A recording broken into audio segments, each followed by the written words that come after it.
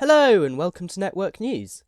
We'll jump right into the news today as, in a major blow for open access operators, the Office of Rail and Road has today rejected all the major open access applications to run services along the West Coast Mainline, citing a lack of capacity. More specifically, the applications rejected include one from First Group's Lumo, who had applied to run paths between London Euston and Rochdale via Manchester Victoria, one from the long-windedly named Wrexham, Shropshire and Midlands Railway for a new service between Euston and Wrexham,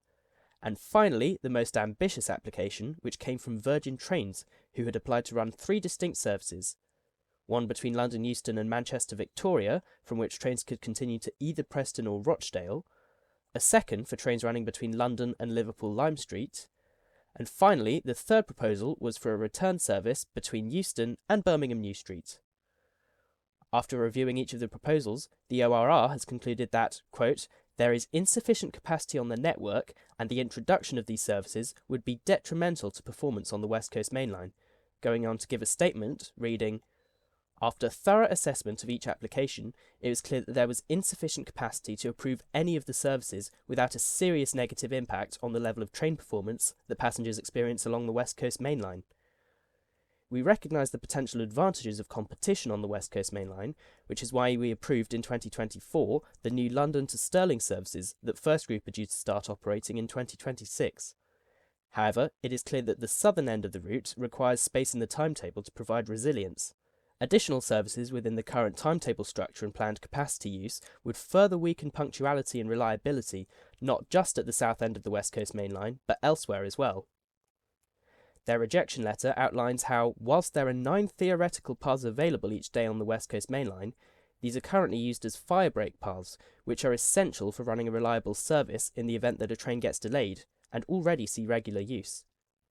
Should they be allocated to open access operators instead, it would leave little to no flexibility in the timetable for recovery from service disruptions. It goes on to say that the failure to deliver HS2 north of Birmingham means that capacity through Handsacre Junction, where HS2 trains will join the existing West Coast Mainline, is already very limited, and any open access operators wishing to operate through this bottleneck would therefore be competing for capacity with high-speed, express, regional and freight services.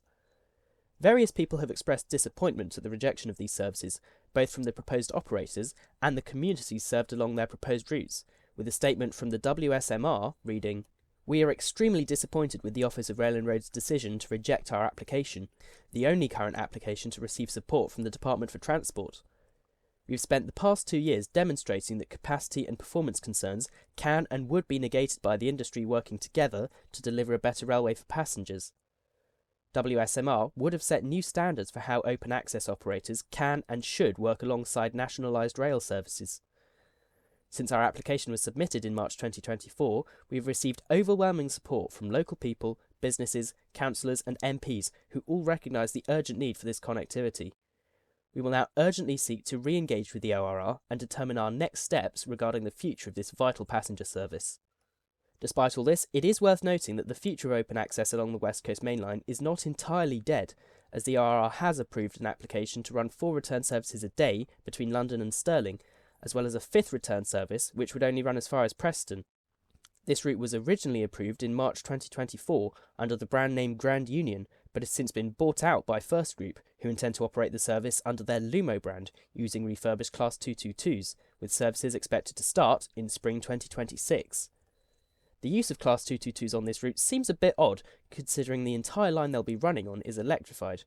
but Lumo says that they were the only trains they were able to acquire on short notice, and also cites power supply issues on some of the northern sections of the West Coast Mainline. At some point in the future, I'll do a more in-depth video about this service, as well as some of the other routes Lumo has been proposing, so make sure you're subscribed if you don't want to miss that.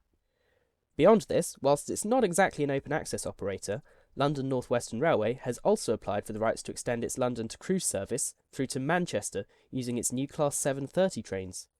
This strikes me as much more likely to be approved because it wouldn't require any additional paths through the key bottlenecks at Handsacre and the southern section of the West Coast Mainline. So this could be a way of providing increased connectivity without the need for open access operators.